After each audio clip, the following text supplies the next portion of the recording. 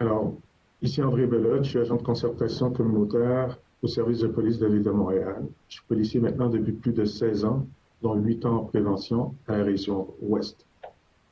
Je vais vous parler aujourd'hui de la fraude du paiement urgent. Alors, comme vous le savez très bien, les fraudeurs sont sournois, ils sont malins et innovateurs.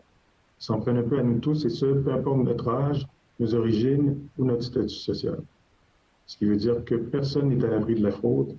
Ça inclut les entreprises et les différents organismes. Alors, qu'est-ce que la fraude du paiement urgent? Alors, essentiellement, les victimes sont sollicitées par téléphone, messagerie texte ou bien par courriel. Les fraudeurs vont même prétendre être un représentant du gouvernement. Alors, ça peut être un agent du revenu ou bien un agent de l'immigration ou bien même un agent de la paix. Et souvent, les fraudeurs vont vous dire que vous avez peut-être des impôts impayés ou bien un dossier administratif incomplet. Tout ça pourquoi? Pour vous inciter et vous demander vos renseignements personnels. Alors, ils vont même oser, par moment, vous dire que si vous ne payez pas immédiatement, que vous allez avoir des conséquences graves. Alors, en réalité, que font les fraudeurs? Alors, les fraudeurs vont contacter la victime et ils vont lui exposer une situation qui va lui paraître vraisemblable. Ils vont par la suite se faire passer pour un autre, dont un employé d'un siège social, du gouvernement, un policier, ou bien même un membre de la famille. Il va créer par la suite un sentiment de panique, où est-ce qu'il va utiliser des menaces, alors des menaces d'amende, de poursuite ou bien de déportation, avec un ton agressif, et il va exercer une forte pression sur vous pour tenter de vous effrayer et exiger vos renseignements personnels pour un paiement immédiat. Alors, ils vont souvent utiliser différentes demandes au niveau des paiements, et ça peut être autant des cartes prépayées, la crypto-monnaie, ou bien même exiger que vous payiez par Interac sur votre cellulaire, ou bien aller sur un site Internet donné.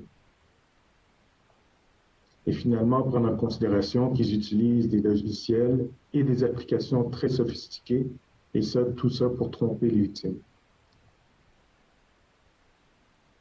Alors, ceci étant dit, j'ai décidé de vous parler de la fraude visant les grands-parents. Mais il est important de souligner que l'on retrouve cette notion du paiement urgent dans différents autres types de fraudes, dont la fraude visant les présidents, la fraude visant l'Agence du revenu du Canada, et même la fraude visant les immigrants, pour en nommer que quelques-uns. Alors, un exemple typique de la fraude visant les grands-parents, le fraudeur vous informe que votre petit enfant est en difficulté et qu'il y a un besoin d'argent pour l'aider. Il demande vos renseignements personnels et exige le paiement doit être fait de façon immédiate avec une carte prépayée ou bien crypto-monnaie. Et souvent, il va insister que ça reste de façon secrète pour ne pas viser vos poches. Alors, comment faire pour vous protéger face à tout ça? La première des choses, c'est prenez le temps de confirmer l'histoire.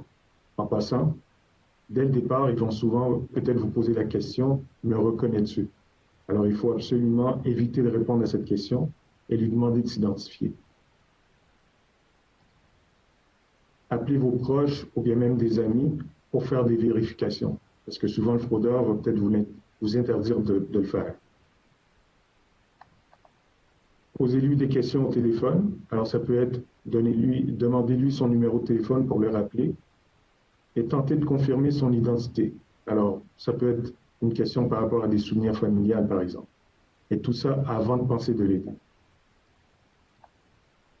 N'envoyez jamais de l'argent à une personne inconnue. Alors, surtout si vous avez des doutes.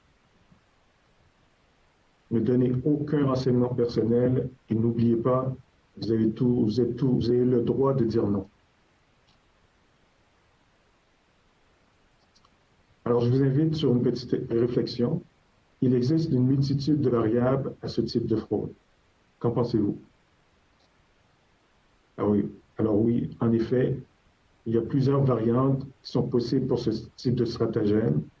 Alors, si vous prenez en considération que ça pourrait être, par exemple, votre mère, votre sœur, votre petit ami, un cousin éloigné, par exemple, ou bien même un collègue de travail, et même souvent votre meilleur ami. Alors, il nous a même été reporté qu'un petit-fils qui était inquiète du bien-être de ses grands-parents, a déjà été la proie des fraudes, ce qui sous-entend que n'importe quel être cher pourrait être utilisé comme appât pour tenter de vous frauder. Alors, que faire si vous êtes victime de fraude? Première des choses, rassemblez toutes les informations. Alors, que ce soit documents, courriels, reçus, tout ce qui vous semble pertinent. Communiquez avec un proche ou bien une institution financière pour pouvoir les aviser et entreprendre des démarches pour pouvoir protéger vos avoirs. On vous demande aussi de communiquer avec le service de police local, alors tout ça pour pouvoir porter plainte. Signalez l'incident au Centre antifraude du Canada. Et ça, vous pouvez les contacter pour avoir des conseils de sécurité. Tout est sur le site Internet qui est inscrit au bas de la page. Et s'il vous plaît, restez vigilants. Évitez les pièges pour ne pas tomber dans le panneau. Alors, en conclusion, quand il est question d'argent, prenez toujours votre temps. Si vous faites face à une situation qui est anormale et qui éveille un sentiment de doute en vous, je vous propose un petit truc très simple. Faites confiance à votre intuition et utilisez les 3 R. Premier, prenez le temps de respirer pour défaire cette tension qui est imposée par le fraudeur. Par la suite, réfléchir. Reflétez sur toutes les informations qui sont données et posez-vous cette question. Est-ce possible? Et finalement, renseignez-vous. Avant d'agir, appelez la famille, une institution financière ou la police. Alors, merci pour votre attention et je vous présente ma collègue Catherine Deschênes. Alors, bonjour tout le monde. C'est un plaisir pour moi d'être avec vous aujourd'hui. Je m'appelle Catherine Deschênes. Je suis agent socio-communautaire au service de police de la Ville de Montréal. J'ai présentement 15 ans d'ancienneté, dont 8 en prévention. Nous allons parler des achats en ligne. Vous savez, être victime de fraude, ça peut arriver à n'importe qui, à n'importe quel âge. Même moi, en tant que policière, mais dans ma vie personnelle, ça m'est déjà arrivé de me faire frauder suite à un achat en ligne. J'avais acheté une super de belle robe sur Internet et lorsque j'ai reçu le colis, malheureusement, ce n'était pas ce que j'avais commandé. Pour me rendre compte par la suite que la compagnie était fausse et qu'il n'y avait même pas d'adresse de retour de marchandises. Alors, pour vous outiller et pour vous aider à faire des achats en ligne de façon sécuritaire, je vais vous donner quelques conseils. Premièrement, si les prix sont trop beaux pour être vrais, c'est l'aubaine du siècle. S'il vous plaît, faites attention parce que ça peut être un site frauduleux. Le site web peut être mal conçu et parfois, il se peut qu'il vous demande vos informations bancaires avant même l'achat de l'article. Alors, si c'est le cas, soyez vigilants. Alors, la question qu'on se pose, c'est comment reconnaître un site Internet sécuritaire? Je vais vous partager une vidéo que je vais commenter pour vous donner quelques trucs.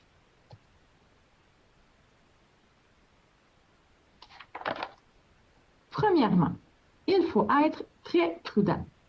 Lorsque vous arrivez sur la page d'accueil de votre site Internet, il y a 2 choses que vous devez reconnaître. Premièrement, le cadenas doit toujours être fermé. Et deuxièmement, le S du HTTP doit toujours être présent. De cette façon, votre connexion va être sécurisée. Qu'est-ce que ça veut dire une connexion sécurisée?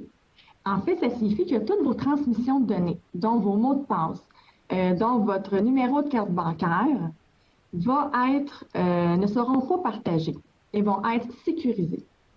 Alors, c'est très important de vérifier ces 2 choses. Un autre moyen aussi de vérifier la fiabilité du commerçant, c'est d'aller sur le site Internet www.registreentreprise avec un s.gouv.qc.ca. C'est un site Internet du gouvernement que vous allez taper le nom du commerçant et si c'est inscrit enregistré, bien, ça veut dire que la compagnie, elle existe et elle est réelle. Donc, si par malheur, vous avez à communiquer avec la compagnie, que vous avez à vous faire avoir un remboursement, bien, ça va être beaucoup plus facile de communiquer avec la compagnie. Par contre, si vous faites affaire avec des compagnies outre-mer ou dans d'autres pays, ça peut être plus difficile. N'oubliez pas d'imprimer ou d'enregistrer vos transactions en ligne. Ça peut toujours servir de preuve. Aussi, vous pouvez toujours payer avec un système de services de paiement en ligne, comme par exemple PayPal, qui est très sécuritaire pour l'achat en ligne. Achat en ligne signifie recevoir un colis. Vous pouvez toujours recevoir un colis à la maison à votre adresse, mais je vais vous donner quelques alternatives. Vous pouvez demander à votre employeur de recevoir votre colis à leur adresse. De cette façon, personne ne va à la maison. Vous pouvez toujours demander le ramassage de votre colis par votre voisin, mais encore là, vous devez connaître votre voisin et vous devez avoir confiance en lui. Ça, je vous laisse gérer ça. Par la suite, vous pouvez toujours demander le ramassage à un comptoir postal ou chez un marchand local, ou encore avoir une livraison avec une signature. De cette façon, personne ne va à votre domicile. En cas de vol, qu'est-ce qu'on fait? On communique avec le commerçant pour un remboursement ou pour recevoir une nouvelle livraison. Et en cas de refus du commerçant, demandez une rétrofacturation de la transaction auprès de l'émetteur de votre carte de crédit, donc auprès de votre compagnie. Alors, pour en savoir plus, je vous invite à visiter la page de l'Office de la protection du consommateur et je vous remercie de m'avoir écouté pour cette présentation et je vais céder la parole à ma collègue Émilie Toubex. Parfait. Donc, bonjour, Émilie Toubex. Je suis agent conseillère au SPVM. Je suis policière depuis 14 ans et je travaille en prévention et relations avec la communauté depuis 8 ans. Et aujourd'hui, je vais vous parler de la fraude par hameçonnage. Donc, pour vous mettre en contexte, voici en image ce qu'est l'hameçonnage. C'est une vidéo d'une campagne publicitaire « Éviter les arnaques » de l'Agence du revenu du Canada. Mon remboursement d'impôt par texto, ça mal techno. Oh non. Clique pas, Fred. C'est une arnaque. Ah, ça lui va de la raison. L'Agence du revenu du Canada t'enverrait jamais ton remboursement d'impôt par texto. Pourquoi pas? C'est populaire les textos. Ben voyons. Ça a l'air vrai. Clique pas. Regarde sur le site. J'ai pas toujours raison. Écoutez la voix de votre raison avant d'agir. Canada.ca/, éviter les arnaques peut vous aider. Donc, qu'est-ce que l'hameçonnage? L'hameçonnage, le mot parle de lui-même, donc du mot hameçon. Le fraudeur va aller à la pêche afin d'obtenir vos renseignements personnels. Donc, si on prend par contre une définition plus officielle, entre autres du petit livre noir de la fraude du Bureau de la concurrence du Canada, l'hameçonnage, c'est recevoir un courriel non sollicité d'une organisation qui se prétend légitime. À la prochaine diapositive, on va voir un petit peu un exemple de ce qu'est des organisations légitimes. Le fraudeur vous demande de fournir ou de confirmer par courriel ou en cliquant sur un hyperlien des renseignements personnels ou financiers. Donc, c'est le même principe que ce soit par courriel ou par texto. Puis, quel que soit le message que vous recevez, l'objectif est toujours le même. Il vise à vous emmener à fournir des renseignements personnels ou financiers. Donc, les indices à surveiller. Si on prend finalement comment on reconnaît un courriel frauduleux, donc on va regarder quelques trucs et indices qui vont vous permettre de reconnaître un faux courriel. Donc, dans la définition, on parlait de sources qui semblent légitimes. C'est quoi finalement? Donc, c'est des institutions qui sont connues par tous, donc le gouvernement du Canada, du Québec ou encore une municipalité, que ce soit Montréal ou autre. De plus, plusieurs personnes d'entre nous ont des services, que ce soit l'électricité pour pouvoir vivre. Donc, ils savent que les organisations officielles, que ce soit Hydro-Québec ou encore des services Internet que nous avons besoin par des fournisseurs comme Bell, Vidéotron ou autres, ils vont utiliser ces organisations pour vous solliciter, sachant que vous avez sûrement de la correspondance de ceux-ci. Que ce soit également aussi Facebook, Google, Amazon, Apple, toutes les plateformes vont être aussi sollicitées. Et bien sûr, la majeure, c'est toutes les institutions financières, donc les banques ou caisses. Souvent même, ils vont pouvoir avoir, ils vont savoir c'est quelle institution même que vous utilisez et c'est la meilleure façon pour obtenir le plus possible des informations, que ce soit vos informations du nom de jeune fille de votre mère, votre numéro de compte de banque ou encore votre date de naissance. On a plus tendance à vouloir le donner à des institutions financières. Donc, soyez vigilants. Ou encore toutes les plateformes de plaisir, donc d'interaction, divertissement, donc Disney, Apple+, Prime et tout ce qu'on connaît peuvent aussi être utilisés par les fraudeurs. Donc, si on regarde un exemple concret, ici, on a une lettre de l'Agence du revenu du Canada qui n'est pas une vraie. Et si on regarde, un autre indice que nous avons, c'est un message souvent qui est impersonnel. Donc, ici, par exemple, c'est « cher contribuable ». Ça peut être monsieur, madame, ou même, sachez quand même parfois que les fraudeurs peuvent avoir votre vrai nom. Donc, ça se peut aussi que vous ayez votre nom dans le courriel frauduleux. Et souvent, un indice très majeur, c'est qu'ils vont toujours vous inciter à cliquer rapidement. Donc, si on vous dit « mise à jour de votre dossier nécessaire », cliquez sur la mise à jour de votre dossier ici. Et aussi, le court délai est toujours présent. Donc, dernier rappel dans ce cas-ci, ou encore, ce message cessera d'être effectif à la fin du mois. Donc, on veut vous mettre aussi une pression d'urgence pour avoir le temps le plus possible de ne pas avoir le temps finalement de réfléchir. Et aussi, vous remarquerez souvent dans ces courriels ou textos, il y a souvent des fautes dans la qualité de la langue, donc du français ici. Par exemple, ici, c'était ER et c'était E. Ça aussi, c'est un autre indice qu'on peut remarquer. Aussi, les fraudeurs s'inspirent de l'actualité. Donc, présentement, on est en pandémie. Donc, vous recevez beaucoup, tous, étant que nous sommes, on reçoit des courriels, des textos qui proviennent de la COVID. Donc, on a deux exemples ici de textos. Le premier ici est un courriel qui prétend provenir du cabinet du premier ministre, M. Trudeau, qui vous dit que vous avez le droit à 2 500 $, remplissez la formule d'ici le 23 mars. Un autre exemple ici qui est de la Croix-Rouge canadienne, on vous dit on va vous remettre des masques gratuitement, vous n'avez qu'à cliquer sur ce lien. Donc, toujours une tentation de vous offrir quelque chose ou d'obtenir un montant d'achat. Donc, tout le monde reçoit des fraudes par hameçonnage, donc ne vous en faites pas, vous n'êtes pas les seuls. Donc, comment on peut se protéger? Je vais vous montrer un extrait d'une vidéo qui est par Pensée Cybersécurité. Les messages d'hameçonnage sont souvent impersonnels et s'adressent à vous simplement avec la mention « Monsieur » ou « Madame » plutôt qu'en utilisant votre nom. Ils sont susceptibles de comporter des erreurs orthographiques ou grammaticales ou un graphisme non professionnel, chose inhabituelle pour une organisation légitime. Ces messages proviennent souvent d'un nom de domaine qui n'a rien à voir avec l'organisation dont ils se réclament. Il faut donc vérifier et contre-vérifier l'adresse de l'expéditeur en passant le curseur au-dessus de l'adresse. Malheureusement, l'hameçonnage par message texte est plus difficile à reconnaître. La meilleure façon de déterminer si un message texte est frauduleux est de vous demander si l'organisation en question communiquerait avec vous pour vous demander de prendre immédiatement des mesures. Dans la plupart des cas, la réponse est non. En réalité, se poser cette simple question est une excellente façon de se protéger de toutes les formes d'hameçonnage. Si vous n'êtes pas certain de la légitimité de l'organisation qui vous envoie un message, tentez de communiquer avec l'organisation en utilisant les coordonnées indiquées dans le site web officiel de cette organisation. En cas de réel problème, l'organisation vous donnera l'heure juste. Une organisation légitime ne vous demandera habituellement pas de vérifier ou de fournir des renseignements confidentiels en vous envoyant un courriel ou un message texte non sollicité. Les messages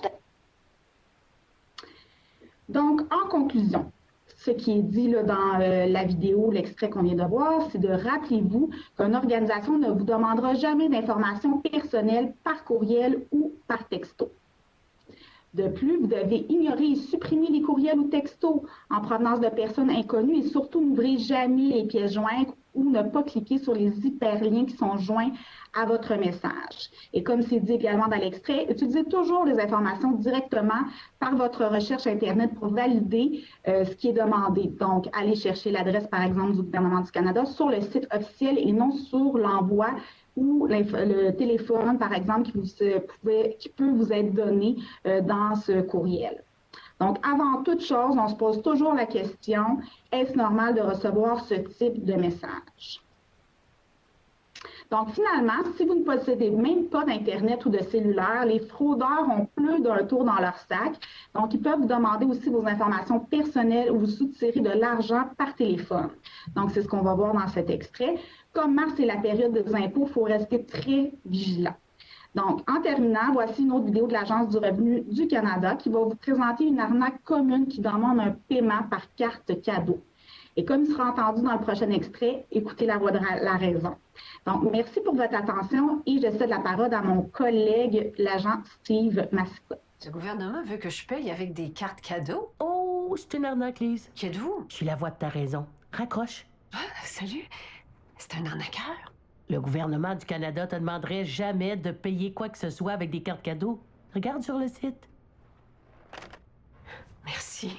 Écoutez la voix de votre raison avant d'agir. Canada.ca/éviter les arnaques peut vous aider.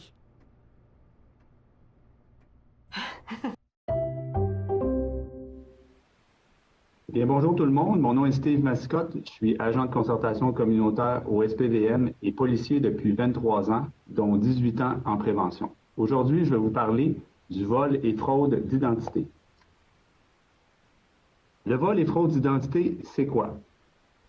En réalité, ça se produit lorsqu'une personne obtient à votre insu et sans votre consentement vos renseignements personnels à des fins criminelles.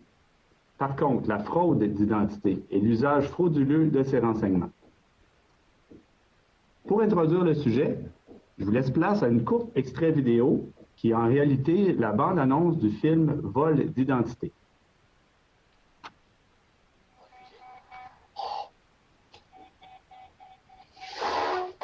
Je suis obligé de détruire la carte. Repassez-le dans la machine. Je dois détruire votre carte. Non, il doit la détruire tout de suite. Vous n'aviez qu'à la payer, Randy. C'est Sandy. Sandy? Es un nombre de una mujer. Yo soy Sandy. Hoy mi nombre es Sandy. Vous m'insultez, c'est ça? Monsieur Patterson, vous deviez être devant un tribunal de Floride il y a 3 jours. J'ai jamais mis les pieds en Floride. Sortez la photo. Voici la personne qui se sert de votre identité. Oh, il est très... Quoi, c'est une femme? Sandy Bigelow, Patterson.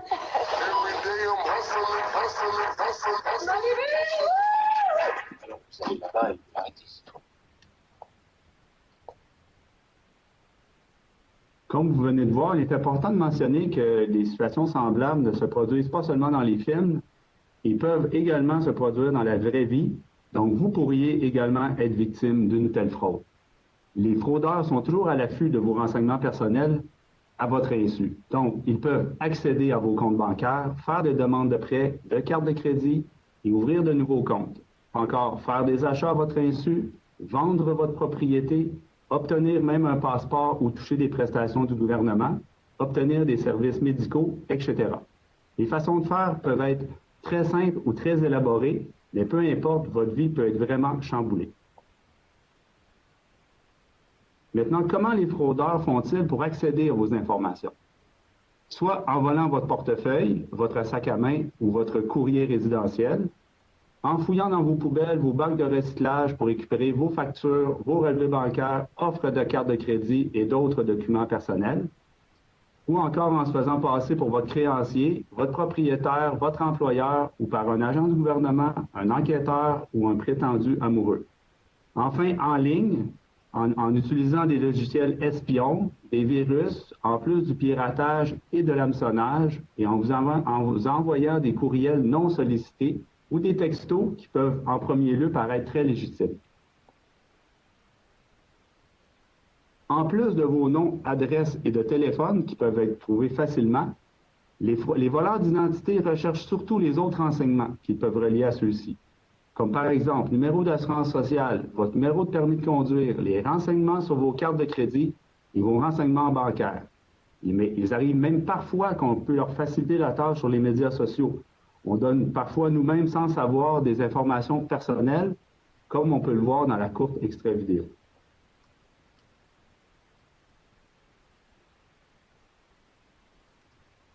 Quand nous utilisons les réseaux sociaux, les sites de recherche ou d'achat sur Internet, nous leur donnons parfois des renseignements sur nous.